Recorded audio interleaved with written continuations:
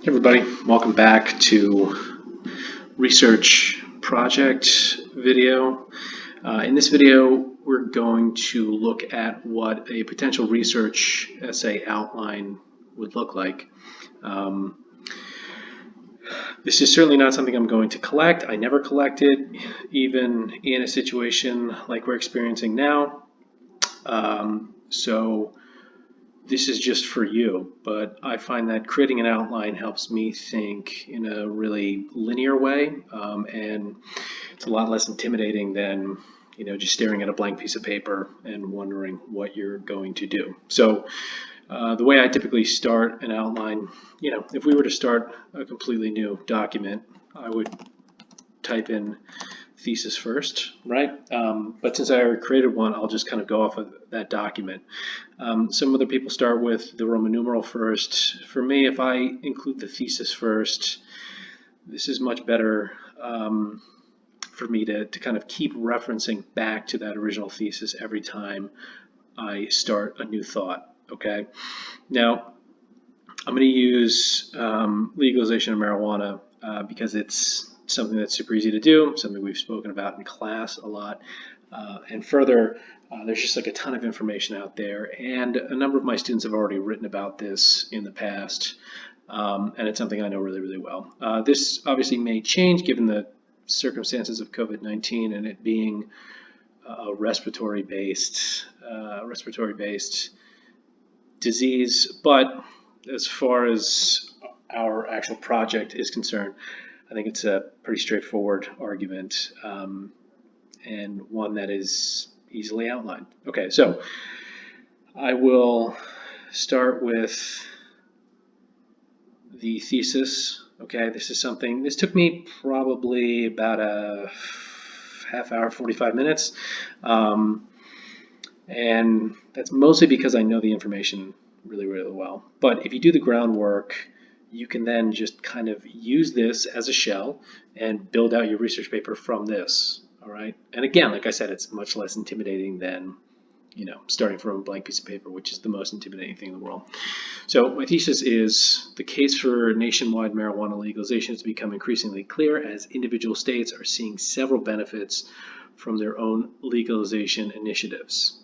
Okay, now the good thing about this thesis is it's specific enough that you know what it's about. Okay, it's arguing for nationwide marijuana legalization because of states' initiatives already in process, okay, or already in progress. So the evidence that you will get to put into your paper is already out there. There are several states and several studies that have shown the benefits of marijuana legalization in each state.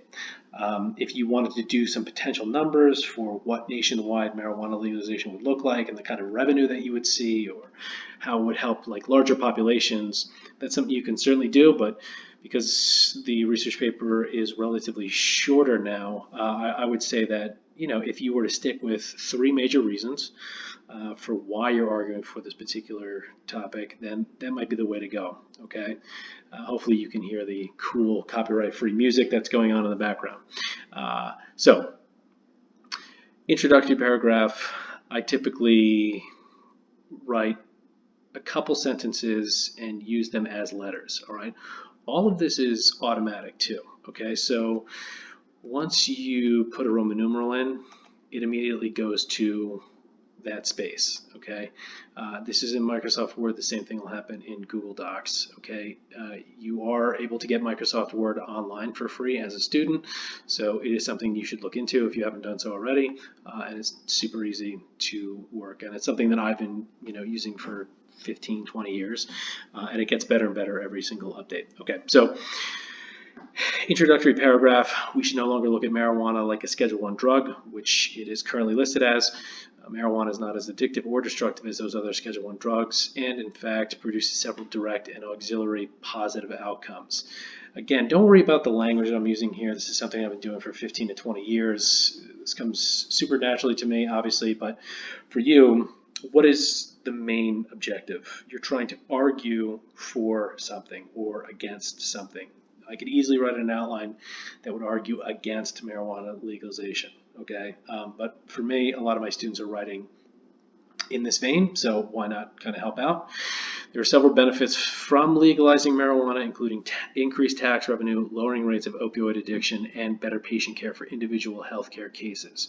Okay, so here are basically my 3 reasons. Okay, if we were to go down here, right, you see, sorry, I'm using the touchscreen again. Increased tax revenue,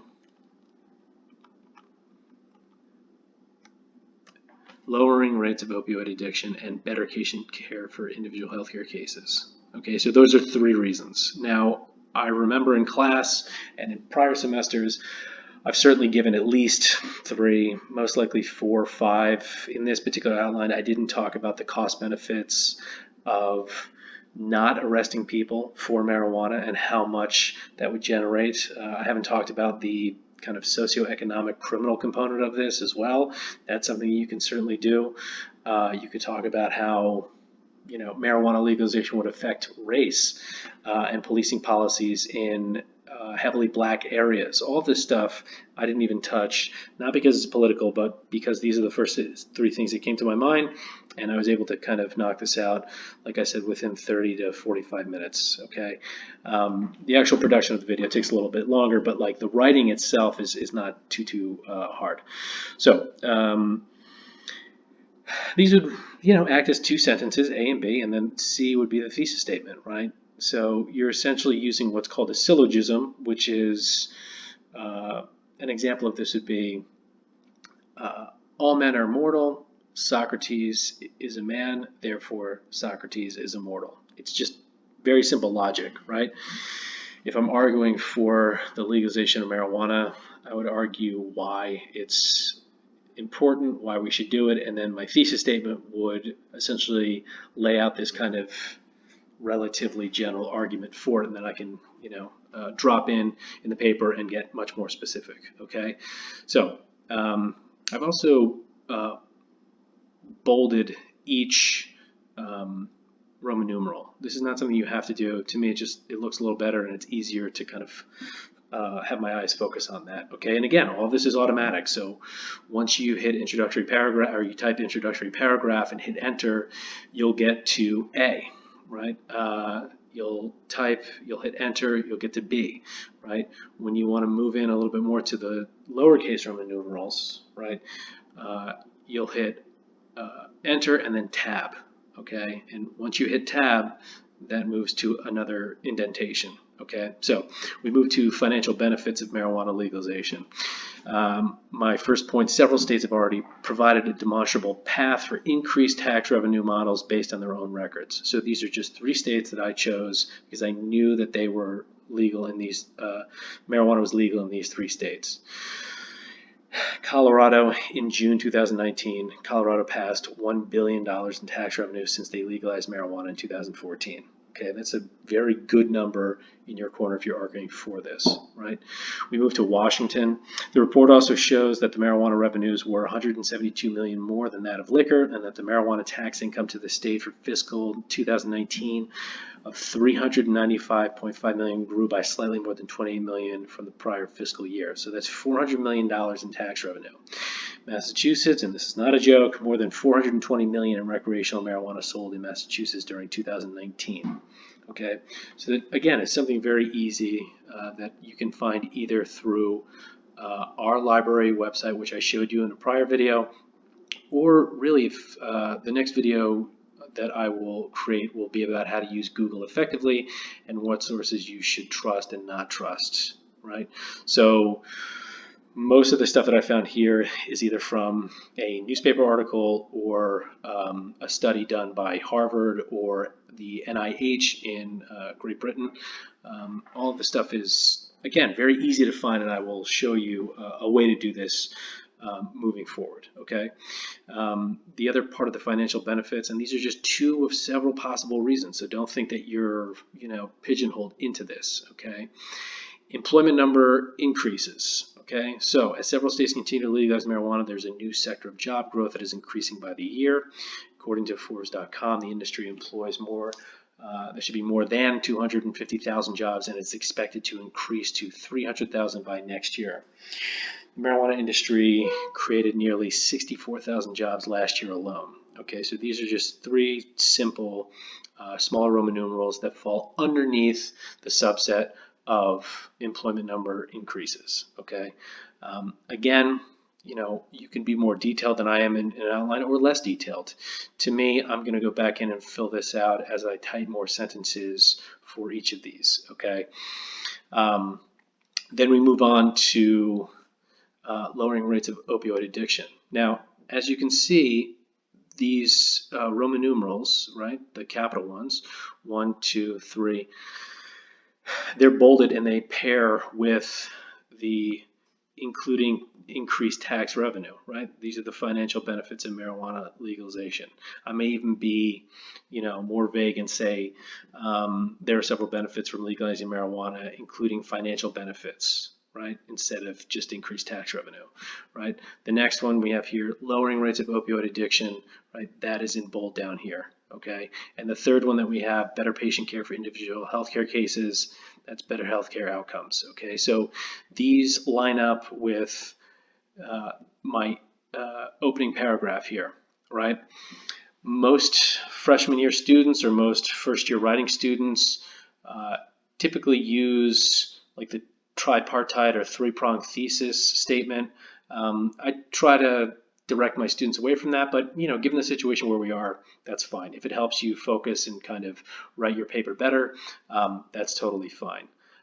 I usually use a more general thesis statement just because it allows for more room in case I have like another argument that I want to bring into this. And speaking of arguments, in other years, I've certainly encouraged you to bring in counter arguments in your research paper. I think that's less necessary this year. I think if I just have a straightforward argument about something, that's totally fine. Again, think about where we are in terms of our situation with COVID-19. How does this affect your research paper? That might be an interesting line to take. It's really up to you. But for now, just think of like a direct argument. Think of 3 reasons why you want to argue that, and then back it up with the data. The most important part of this is you backing up your reason with data, right? That's why I said, like, in these topics that I gave you, try not to argue only moral or only morality. Okay, because that to me is a harder argument than if you have cold hard data on your side, right? Nobody can deny the revenue numbers from Colorado or Massachusetts or Washington. They can argue that using drugs is bad or good, right? So always try to focus on the data. So we move down to Roman numeral number 3, lowering rates of opioid addiction. Marijuana is seen as a safer alternative to pain relief than opioids. According to Harvard Health Publishing, and this is from Harvard Medical School, access to marijuana helps lower opioid addiction rates.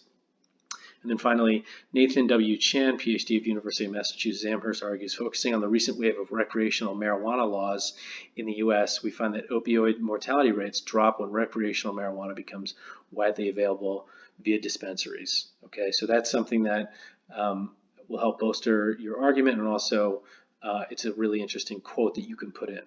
One small thing about quotes, if you can't say it better than a quote, include the quote, all right? You don't need to paraphrase everything. I think there's a balance of including, let's say, for a 6 to 8 page paper, probably 1 quote per page, right?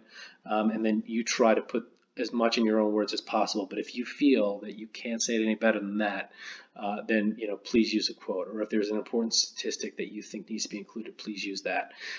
You don't always have to paraphrase. Okay. We get to the 4th Roman numeral, better healthcare outcomes.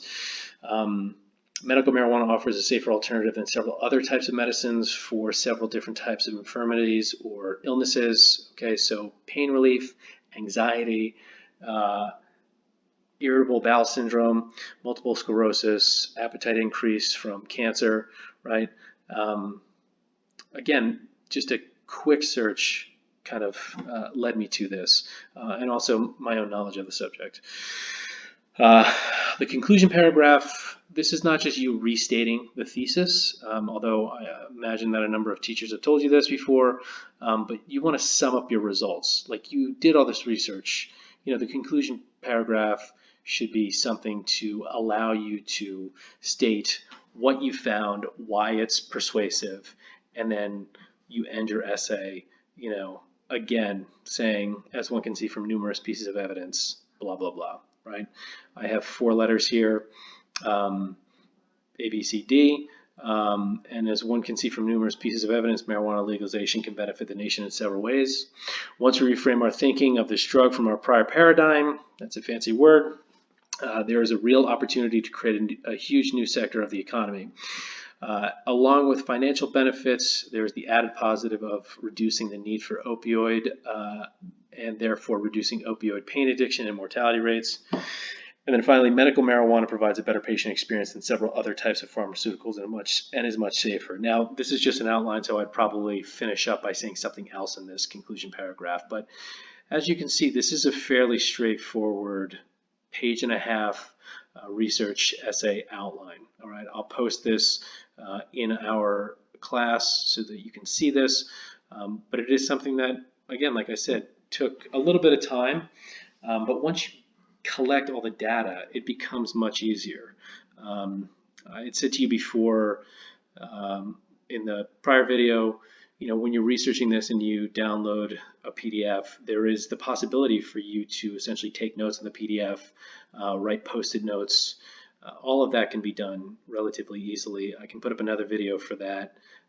But once you get all the data, once you get all the evidence, right? And for our class, for this particular assignment, I usually require at least five sources. I think for our class now, 3 to 4 sources would be fine. Again, 3 to 4 sources doesn't just mean 3 to 4 pieces of information in your essay. 3 to 4 sources means these are 4 sources with several pieces of information that you could also include, okay? But I would say from this particular research outline, I have at least 5 or 6.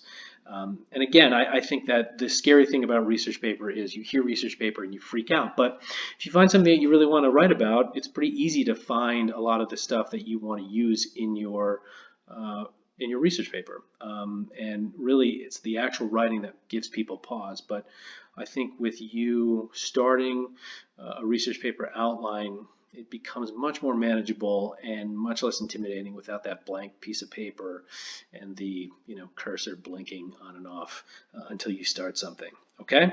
All right, so this concludes the example research essay outline. I'll post this in our class, and I hope that you have enjoyed the video, and as always, email me with any questions. Thanks.